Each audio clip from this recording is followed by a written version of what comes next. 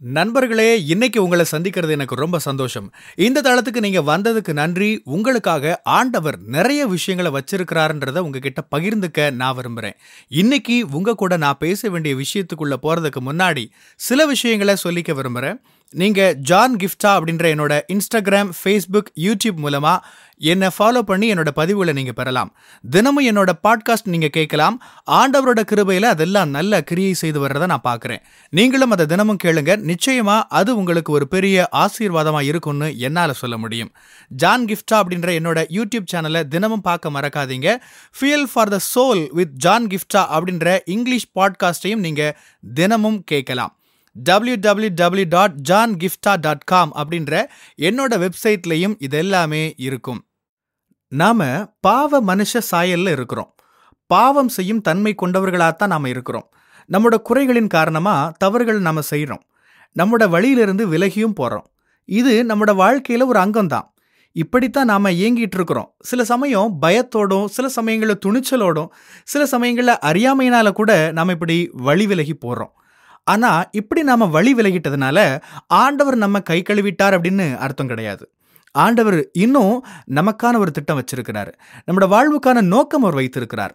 வழி விலகிய பின்னர் கூட எப்படி ஆண்டவர் மீண்டும் நம்மளை பாதைக்கு கொண்டு வர்றார் அப்படின்றத பற்றி யோனாவின் சரித்திரத்திலிருந்து நான் பேச விரும்புறேன். ஆண்டவர் யோனாவை அழைச்சி நீ நினிவே பட்டணத்துக்கு போகணும் அப்படின்னு சொல்றாரு. ஆண்டவரின் அழைப்பு மாற்ற முடியாதது அப்படின்னு ரோமர் புத்தகத்திலிருந்து நம்ம பார்க்க முடியும். ஆண்டவர் அழைச்ச பின்னால தன்னோட மனசை அவர் ஒருபோதும் மாற்றிக்கொள்றதில்லை. நினிவேக்கு போகும்படி ஆண்டவர் அவனை அழைச்சாரு. யோனா ஆனா எதிர் திசையில ஓடினார். தர்ஷீஷுக்கு போகும்படி அவர் கட்டணம் கட்டியதாக பார்க்கிறோம். முக்கியமான ஒரு விஷயத்தை இங்க நினைவுபடுத்த விரும்புறேன். பாவத்திற்கு விலை செலுத்துகிறோம் என்ற போது மக்கள் அதை ஆண்டவருக்கு செலுத்துவதாக நினைத்துக் கொள்றாங்க.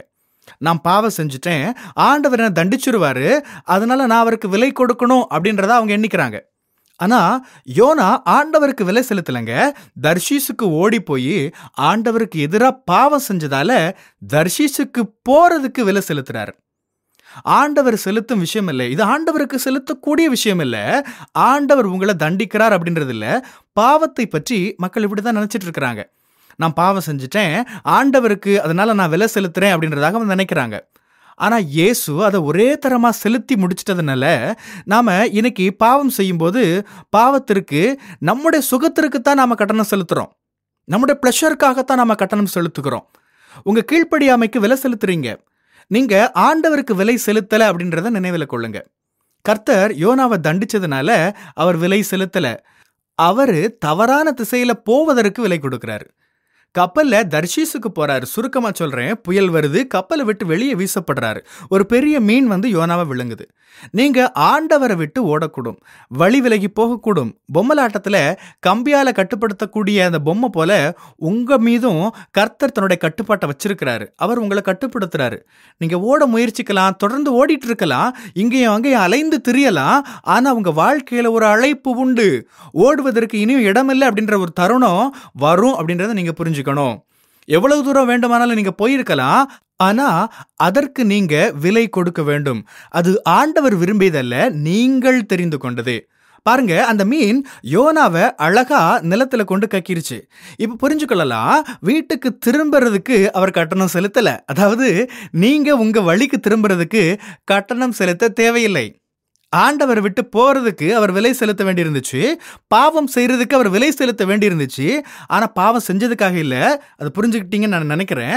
ஆண்டவர் விட்டு ஓடி போறதுக்கு விலை செலுத்துறாங்க. ஆனா மீண்டும் அவர்கிட்ட திரும்புறது முற்றிலும் இலவசமானது. ஒரு சிறு ஜெபத்தை எனக்கு ஏறிடுங்களேன். இயேசுவே, நான் பாவம் செய்து விட்டேன், நான் தவறு செய்து விட்டேன், வழி விலகி விட்டேன், மீண்டும் திரும்பி வர எனக்கு உதவும். நீங்க இருக்கிற இடத்துல இப்போதே உங்களை சந்திக்க ஆண்டவர் கிருபை உள்ளவரா இருக்கிறாரு. உங்க வாழ்க்கையை சுத்திகரிச்சு புதிதா தொடங்க அவர் உதவுவார். அந்த மீன் யோனாவை மீண்டும் கரையில கொண்டு வந்து விட்டது. கப்பலுக்கு அவர் கட்டணம் செலுத்தல. நீங்க திரும்பி வர ஆண்டவரோட கிருபையும் இலவசமானது.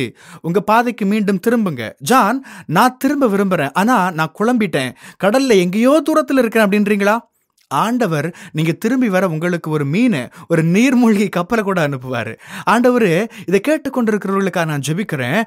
ஆண்டவரை விட்டு விலகி ஓடி வெகு தூரத்தில் இருப்பவர்களுக்கு இது ஒரு அறை கூவல். அவர்கள் மீண்டும் நோக்கி பார்க்கட்டும். அவர்கள் மீண்டும் வழிக்கு கொண்டு வர ஒரு மீனை, ஒரு நீர்மூழ்கி கப்பலை நீர் அனுப்பும். அவர்கள் புதியதாக தொடங்கட்டும்.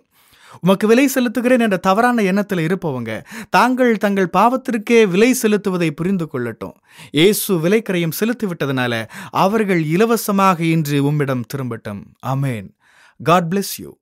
பிரியமானவங்களே, இந்த செய்தி மூலமா நீங்க உற்சாகம் அடைஞ்சிருப்பீங்க, ஆசீர்வதிக்கப்பட்டிருப்பீங்கன்னு விசுவாசிக்கிறேன். திரும்பவும் ஞாபகப்படுத்துறேன், நீங்க ஜான் கிஃப்டா அப்படின்ற என்னோட இன்ஸ்டாகிராம், ஃபேஸ்புக், யூடியூப் மூலமா என்னை ஃபாலோ பண்ணி என்னோட பதிவுகளை பெறலாம். ஜான் கிஃப்டா அப்படின்ற என்னோட யூடியூப் சேனலை தினமும் பார்க்க மறக்காதீங்க. Fuel for the soul with John கிஃப்டா அப்படின்ற இங்கிலீஷ் பாட்காஸ்டையும் நீங்க தினமும் கேட்கலாம். பாட்காஸ்ட் எபிசோடுக்கு நீங்க உங்களோட ரேட்டிங், ரிவ்யூ கொடுத்து ஷேர் பண்ண மறக்காதீங்க. www.johngifta.com அப்படின்ற என்னோட வெப்சைட்லையும் இது எல்லாமே இருக்கும். இந்த ஊழியத்தால நீங்க ஆசீர்வதிக்கப்பட்டிருந்து மற்றவங்களுக்கும் இதே ஆசீர்வாதம் சேரணும்னு விரும்பினா நீங்களும் எங்க கூட சேர்ந்து ஆண்டவரோட ராஜ்யத்தை கட்டுற இந்த பணியை உங்களோட நிதி ஆதரவு மூலமாகவும் தாங்கலாம். கூகுள் பே அல்லது நெட் பேங்கிங் அல்லது பேபால் மூலமா நீங்க ஆதரவு தரலாம். எல்லா விவரங்களையும் டிஸ்கிரிப்ஷன்ல நீங்க பார்க்கலாம். ஆண்டவர் உங்களை ஆசீர்வதிப்பாராக.